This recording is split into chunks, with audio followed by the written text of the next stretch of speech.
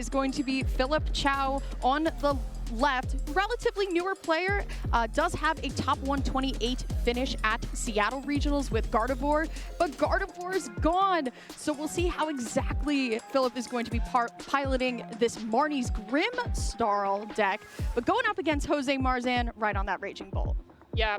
There's some interesting results here for these two players. Phillip has a top 128 at Seattle Regionals with Gardevoir this season. He has not played a Raging Bolt yet in this tournament, so he's going to see something new this game. On the other side, Jose, he has 2 top 8s at Regionals the last couple years, a T4 at Knoxville in 2024 and a top 8 at Charlotte in 2023, so he's looking to add another big finish at this tournament. He's got a top 64 at San Juan SPE with Teal Mask Meganium, but this time it's a completely different deck. It's Teal Mask and Raging Bolt. He's not played a Marnie's Grimmsnarl yet this season, or this tournament at least.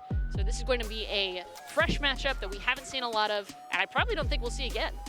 I'm very interested because I'm a big believer in the Marnie's Grimmsnarl deck. I think it's very niche enough where if you're really a hardcore pilot of this deck, you can really find a way to maneuver all of these damage counters around here.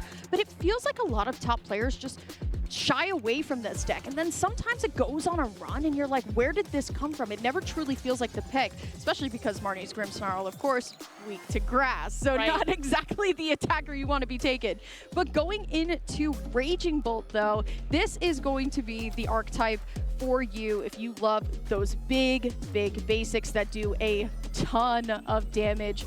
Raging Bolt is the one from Temporal Force, is still sticking it through rotation, but has lost Professor Sada's vitality. That was its main way of rejuvenating energy back onto the board. We'll see how exactly it's going to go down now. Fortunately, there's still Crispin in the format, so that's going to give lots of options to attach energy to those Raging Bolt to get those big attacks off, to knock out the very large Marnie's Grimmsnarl. But even if you can't get Raging Bolt going, Teal Mask Ogerpon has no difficulty using that grass-type energy to take those knockouts. Now the players are going to get their prize cards ready, some grass energy, 3 grass energy, that's not good. There is 8 in the deck. The thing is, Raging Bolt has now kind of pivoted towards playing a lot more grass energies now to kind of cover a lot of options. 1 energy switch, 1 Teal Mask Ogerpon, and an Ultra Ball. You can't ask for anything more to be prized. The energy will come out a little bit later here, but on Phillip's side, did prize 1 Marnie's Grimmsnarl and that Team Rocket's Petrol, which seems to be really kind of gaining a lot of popularity to grab those trainer cards, but let's see how it is going to go down here. Will be Jose, I believe, starting us off the draw for turn, and that's exactly what you want to see if you are a Raging Bolt player, already having your Latios ready to go to enable Skyliner so you can retreat and start drawing cards with that Mega Kangaskhan, which has suddenly become the engine of this deck. But thanks to Teal Mask Ogerpon, Jose's going to be able to get a ton of energy on this board. This first turn, the name of the game is getting all your Pokemon ready and charged up. So there's an attachment onto the Kangaskhan that's going to make it so that the next turn, after he's able to attack for the first time, there's going to be enough energy on field using a single energy switch or perhaps a Crispin to take a knockout straight away on these low HP stage 1, maybe basics for Phillip's side of the board. Phillip, on the other hand, is trying to get as many basics out as possible. Pokepad is going to search through the deck, do that first deck search, figure out that there's 1 Grimmsnarl gone, but there's a Tatsugiri in hand that's going to be able to use its ability, if it's in the active, to search for a supporter card from the top 7 cards, so that could create some opportunities. If his hand doesn't have any early game resources, there's a Marnie's Impidimp as well right there. It looks like he's going to go for that, perhaps with a Buddy Buddy Poffin, perhaps with a Spikemouth Gym that's going to search for any Marnie's Pokemon and put it into your hand, and then you can put it straight to the bench. So there's the Impidimp ready to go to start getting Grimmsnarl going. Does that look like that can't be a pass? It is a pass, Mick. It doesn't exactly feel too great, too, especially when your hand is full of supporters, right? Now, granted, Jose does have the Crispin, so an attack could be launched this turn, but I think Jose really just wants to kind of see what's going on through the deck right now. Now, thankfully, thanks to Spikemouth Gym, Jose can search for his deck for free, essentially, knowing that there's no Marnie's Pokemon, but Phillip doesn't necessarily know that. So that's actually a free deck search for Jose before he goes in and uses something like Run Errand to just draw through the deck. Now, granted, once again, this Raging Bolt deck, it's really focusing towards grabbing as much energy as possible, but sometimes you're stuck with hands like this where you have all the supporters in your hand, and there's just no Pokemon to really go with. But you can play that one copy of Cyrano that Jose has in the list to establish more Pokemon on the field. But with a board set up like this for Phillip, this is prime time now for Jose to start accelerating that energy and using the rapid fire combo to get things going. Okay, Jose's taking a look. He's got a Stadium to bump. That'll prevent Spike Myth Gym from searching out more Marnie's pieces. Okay, there's a Teal Dance coming down. Looks like the board is getting slowly but surely set up. The sooner that Jose can start attacking, the better, because the prize map is extremely rough. On the other side of the field, what Phillip needs to do is build damage gradually onto the board and then do a clean board wipe towards the end of the turn. That's going to prevent things like the Unfair Stamp that's in Jose's hand. That's going to prevent, well, it used to prevent Iono. We don't have Iono anymore. Nope. So instead, it's not quite going to be a war of attrition. It's just going to be, can we get an attacker going? Can we get Frostlass down? And the other cool thing is that there's the new Mega Frostlass EX that deals damage based on cards in hand. So whether or not you actually put that card into play, just putting down a Storant forces your opponent to go, how many cards do I have in hand? Am I going to get knocked out by an immediate move just because I have 5 cards in hand? Do I need to play it safe? Do I need to use all my resources? It's another layer of thinking that whether you play that card or not has to come into your mind as soon as you see a Snorunt. I'm liking the way that Jose also using the Area 0 underdepths as soon as possible to get rid of the search for Phillip, but also taking out the only Snorunt here. And the thing is about a lot of these big basic Pokemon is that a lot of them have abilities. And once Marnie's Grimmsnarl starts stacking up all those damage counters, and if you don't have a way to kind of remove those big basics out of play, it's going to be these massive 4, 5, even 6 prize turns if you leave everything going for a little bit too long. But there's Tatsugiri coming back up into the active to attract some customers, find a supporter here, because honestly, Phillip needs a Lily's Determination, needs to unstick this hand and find some more options, and will play it. Fresh 8 cards. Can Phillip get more of a board than this? He's going for basics, and because he evolved into the Morgram, there's not going to be a rare candy option this turn, so attacking is not going to be likely to happen unless there's maybe an Yveltal to trap something in the active like a Latias. There's a Monkey Dory coming down with an energy. That's pretty good. It's going to mean we're not going to see an attack, but that's going to allow any kind of damage counter buildup to start doing things. That's just a pass, and you know that Jose does have 2 Boss's Orders in the hand as well. And the best part about Raging Bolt into a matchup like this, Michaela, is that it's all keeping the energy on the Teal Mask Ogerpon, so that when Marnie's Grimmsnarl comes into play, it is all go time for Ogerpon to actually be the one attacking here. Now, Jose can absolutely get some more of these Pokemon set up here, but Boss's Orders onto the only Morgrim, even with no Snorunt in play, no Frostlass, this one for Phillip is looking really tough. Boss's Orders coming down onto the table for that Morgrim. Doesn't even need to flip heads to get the knockout here. And this is the power of Raging Bolt, especially when your opponent doesn't have a strong start.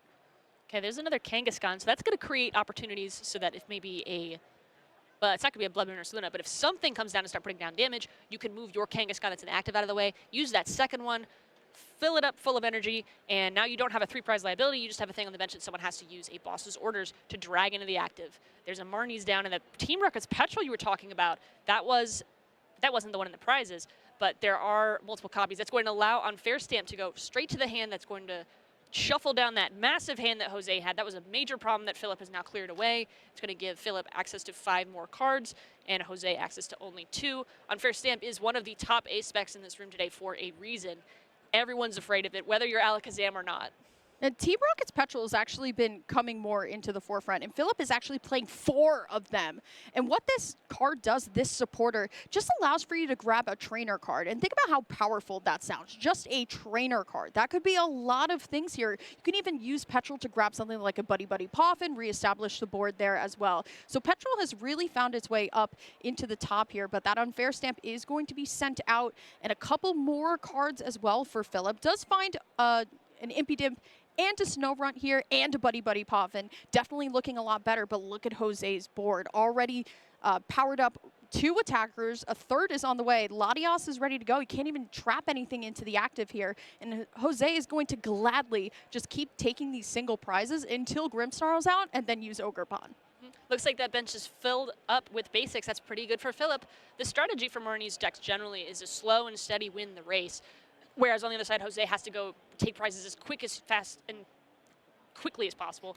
But he was going to slow that down using Itchy Pollen. That's 10 damage on the Kangaskhan, and it's also going to mean no items out of that Unfair Stamp. So Ultra Ball, nope.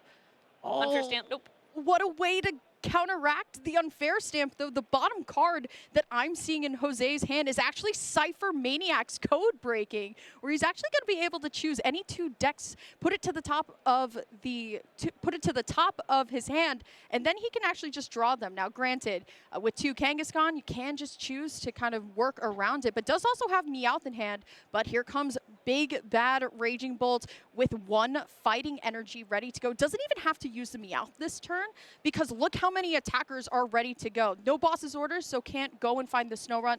But I'm sure Jose is okay with any type of consolation prize, because his board is just looking really strong. Yeah, if you're a Raging Bolt player and you have 8 energy on the field, you're having a great day.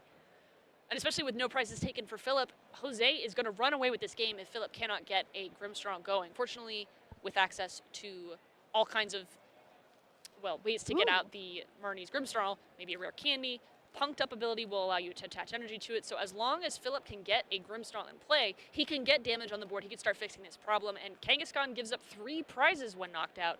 So he's really only got to take 2 knockouts. It's just they're on a 300 HP Pokemon. That's a tall ask. It's also the tall ask of, will Jose let that happen, because of the Chien Pao that is looming in Jose's list as well. When things become 2 damage, you can use Chien Pao's ability Snow Sink and actually bump your own stadium away, and then you can take your damaged Pokemon out of it as well here. But it will just be another rapid fire combo coming out from Jose, just taking all of these single prize Pokemon, not stressed at all. Can Phillip get into a Grimmsnarl this turn and at least start bringing it back? Okay, that's good. Tatsugiri is going to give him access to Lily's Determination. That's going to give him access to another 8 cards because he still hasn't taken a prize card. One of the best supporters in this format. A lot of people are used to maybe things like Professor's Research or to other shuffle drawers, but Lily's Determination is that early game standard. 8 cards fresh in the hand. Love to see it. And that may be what he needs to get going with his attackers.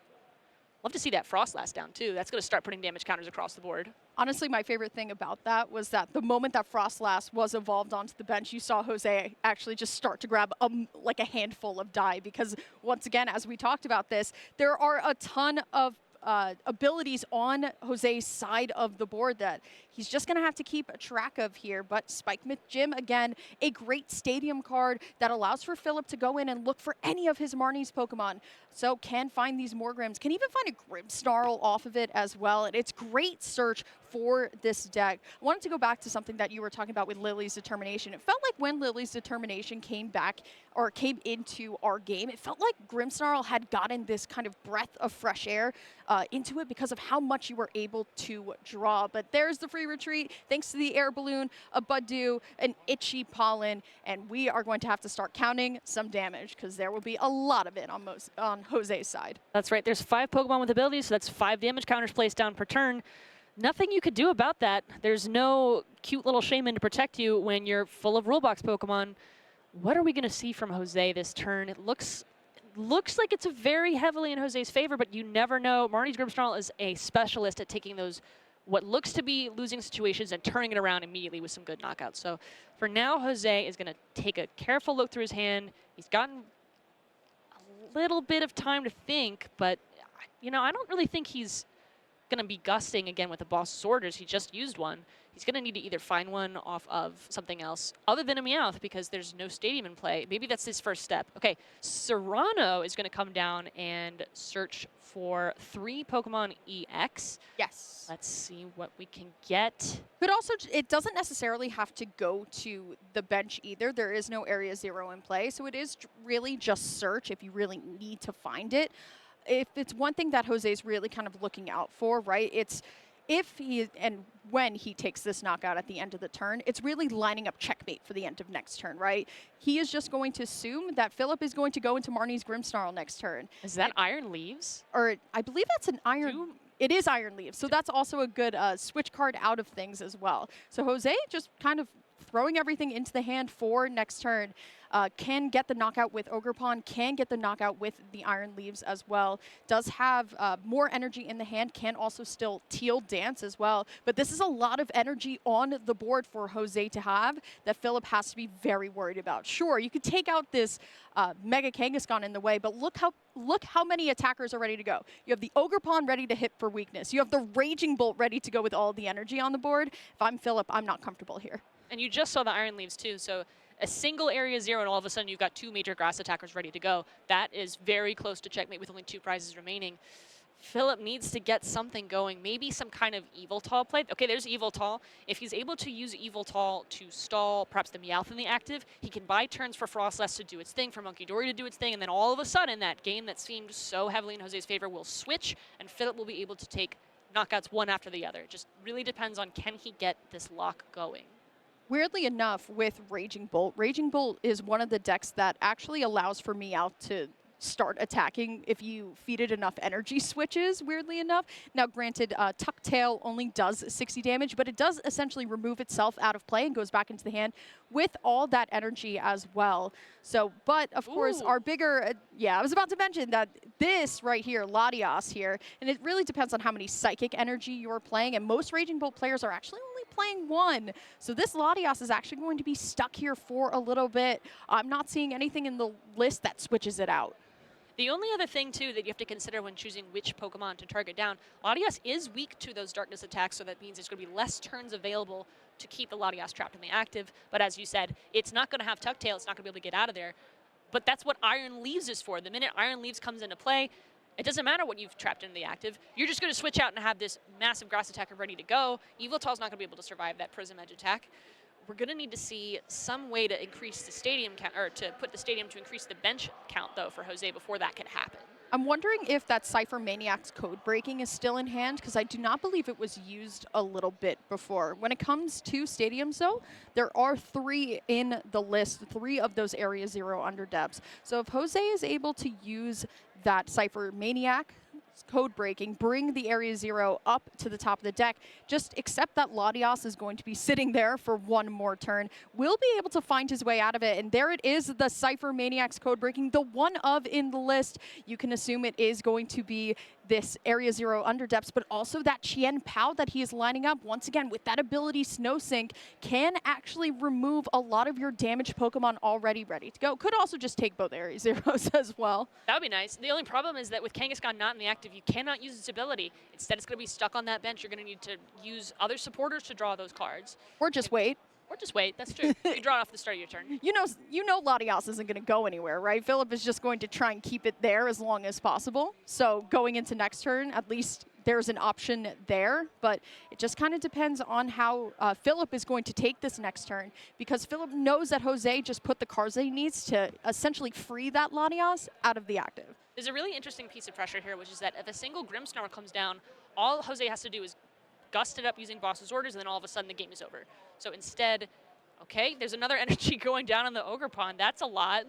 It's the Teal Dance that he needs to get the Area 0 underdepths into play. And because there is a Terra Pokemon onto the bench, it is going to be the Fist Bump. Won't even let me finish there. The Area 0 does allow for Jose to bench more Pokemon. And there comes that Iron Leaves with that Rapid Vernier ability. Allows for Iron Leaves to go into the active. And with Latias then back on the bench, Skyliner is ready to go. Or you can attack with the Iron Leaves as well. It's really up to you. But it is going to be a great showing for what Raging Bolt can do. Now, very unfortunate for Phillip here. Did not get a board going at all. As we check into this replay here, it is just Mega Kangaskhan doing what it's supposed to do in this matchup, which is take these early attackers while you get that Raging Bolt, while you get your other attackers ready to go. You can just reliably keep attaching energy on the board. Now, granted, the thing is, we only saw 1 Frostlass. We never saw a Grimmsnarl this game. It just wasn't that great for Phillip, but a great showing from Jose on what this deck can do if you can get yourself unstuck. And you might be curious, why did he scoop why did he pick up his cards and end his game, knowing that it was only going to be 1 prize instead of 2? You know, he had a prize card left. The reason for that is there were 2 big grass attackers ready to go. Whatever got put down by Phillip this turn was not going to be enough to take the 6 prizes. and there would still be a response from Jose, so that's why he picked the cards up. Setting up now, though, for their next game, Phillip is going to need to win 2 to clear this match out. Jose only needs to win 1. And this is Swiss round 6. 6 wins will put you very comfortably close to getting day 2 in this regionals. That will take you one step closer to the asymmetric top cut. A win and in, if you will, here for Phillip, going first now, and this is exactly what you want to see that we didn't get to see last time, and that's a buddy poffin. Phillip will actually have resources this time to go look, and as we look at the prize cards here, there's one piece of the puzzle that's missing that we just hate to see, right? And it's just that not having that Tatsugiri available to find those Lily's determinations like we talked about a little bit earlier to keep refreshing the hand. So it is just going to have to be the Spike Myth Jin coming down to grab another Impidimp. Then on over to Jose's turn. He's got a lot of energy in hand. Let's see what this run errand can give him. Hopefully a Cyrano. Absolutely. On the other side of the field, Phillip has so much going on for him this turn. He's got the Stame in play. He's got 3 basics. He's got 2 outs to Frostlass. He's sitting pretty with plenty to go. Jose is probably about to start his turn. Looks like he just needs to finish up. There he is. He's doing his deck search. He's checking with the Spike Myth Gym like you mentioned in that first game. Yep. It's a free deck search for everybody, whether or not you have a Marnie's Pokemon in hand. Looking at the prizes, just that Chien Pao that might come in a little bit later, but everything else seems to already be there. And production has told me that Cyrano is actually already in hand for Jose. So this is a great way to start setting it up, and you can tell as Jose is moving all of these EX Pokemon to the back of the deck, he's going to be using that Cyrano very, very shortly to get things going here. And that is one of the advantages, I guess, of going second with this deck. And there it is, Cyrano here. You're able to grab 3 EX Pokemon ready to go, and you can put them right into your hand or just on the bench. Now you can assume grabbing 2 Teal Mask Ogerpon, you know that Jose wants to start getting those energies ready to go, but also just the fact that having Meowth in hand for that last ditch catch ability for Crispin for next turn to start attacking. Energy are going to go straight down to the board, and it looks like that's 2 more cards, that's 2 more outs. There's another Kangaskhan. Don't see any other options with a stadium there. Okay, there we are. Ooh, Crispin's great for next turn as well, but will have to hold, can get the area 0 down, as well as even attach the lightning energy, the fighting energy, or even the grass. But you technically want to save your lightning or your grass energy for your Ogerpon here. But this is a great turn from Jose. If he did not have the Cyrano, we would be having a very different conversation. Absolutely. That was the key piece he needed to make this turn work, and that's why Cyrano is in the deck. It's just such a strong card to be able to search for 3 EX. That effect generally across the years has had a lot of good uses in play. We've seen Cyrano in decks like Zoroark EX, but it goes so well with these big basics where your entire deck is based around these big basics. So Cyrano will get them all in play immediately as soon as you have it in hand. Across the field, I actually think we just saw Corkscrew Punch. Yeah. I'm sorry. Yeah, while you were talking. No. That's not. Yeah. Really? He didn't use collect? No. Gotta get some damage down. you gotta get some damage onto the board, but this is all starting to run away here. I mean, you get the damage counter on, which is going to allow for Frostlass to start ticking away for the damage here, and we will see 1 Freezing Shroud. So it is going to help at least a little bit, but there's the Crispin. Doesn't even need to play the Meowth this turn to get things going. So it is going to be Jose who will be at least getting one of these Marnie's Impidimps out of play already, but my goodness, once again, it is just all of this energy coming onto the board at such a rapid rate that sometimes your deck just cannot keep up. Just drawing all the cards you need. There's Pheasantipity in hand in case of some kind of last-minute knockout. There's the energy down. It's 7 energy on board. It's turn 2. Yeah, so production did correct me. It was Filch. It was just the Freezing Shroud tick that I didn't get to see. There you go. So it will be that rapid-fire combo that is taking 1, but let's see how Phillip is going to be able to respond as we're going back in with that Freezing Shroud. And now it's all up to Phillip. Can he find Rare Candy Grimstar? Another Phillip! Oh, I don't like to see it. What is going on in the hand? There's 2 bosses' orders. There's nothing to gust. If you promote either of the Ogerpon, it just takes 1 Teal Dance or 1 attachment, and all of a sudden you have the same exact problem. The worst part about that is that there was Filch for the Pokepad, and you're forced to leave your only attacker up into the active as well here, as Jose once again is going to be able to just attach energy all across the board here. Does not even need to keep this board full at all either. Draws into the Iron Leaves if he so chooses. Also does have the boss's orders, but why not just take the only attacker out of play now? Okay, there's a Kangaskhan in hand. He's trying to debate whether he wants to put it on the bench. If he puts it on the bench, that's actually a good thing for Phillip because he can use his boss's orders, trap it in the active. Granted, it'll still draw cards out for the ability, but you know that's a opening in a game where Phillip is clawing for any kind of moves to take the win here. Although it could turn around with maybe he doesn't have the Mega Frostlass, but it could turn around with an Yveltal onto that Kangaskhan. It could turn around with any other kind of bench basic. Interesting choice to put the Psychic Energy on the Ogre Pawn. You normally don't use that as part of the attack. Why not? It's another energy. Myriad Leaf Shower does kind of stack off of the energy. You just need you need 3 grass in order to actually use the attack, but technically Ogre Pawn's attack does count for all of the energy attached to both Pokemon here, but it is Jose going to be using Supporter for turn here. And it's so interesting because I feel like Phillip is just filching for one unfair stamp. One unfair stamp can change everything. But the thing is, over-benching here could actually lead into kind of what you don't want to see. And that's, like you were talking about, having something get stuck in the active. All 3 Pokemon that are on Jose's side are all technically attackers. So that is Jose taking the only Impidimp out of play here. Let's see how Phillip is going to be able to come back. Okay, there is the Frostlass Ticks. There's also an interesting play possible here. In Jose's hand is a Wellspring Ogre Pawn. That's the one we haven't seen yet. It's a water type that deals with Sob, its first attack, 20 damage, forces something trapped in the active. But we're more worried about that second attack, which is able to deal bench damage and damage to the active. So there could be a board wipe with enough energy movement this turn. No, he's no just board scooping. wipe. It's just going to be the fist bump here. My goodness, Jose Marzan taking Raging Bolt into phase 2 at a 6-0 record.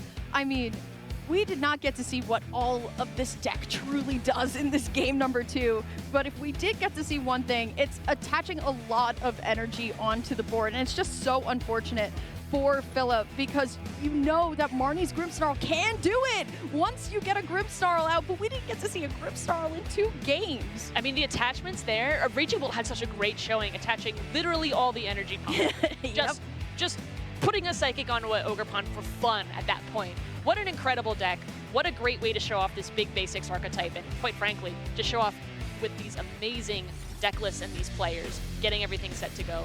Looks like we're going into the replay. Going back into game number 1 here, we saw this Mega Kangaskhan. Now I know it's, you know, Raging Bolt and Ogre Pawn, but it's really the Mega Kangaskhan show for these first couple turns, right? Mega Kangaskhan is such an oppressive Pokemon with that 300 HP, and this rapid fire combo can really take care of a lot of these Pokemon that are, you know, basics into all the way into stage 2s.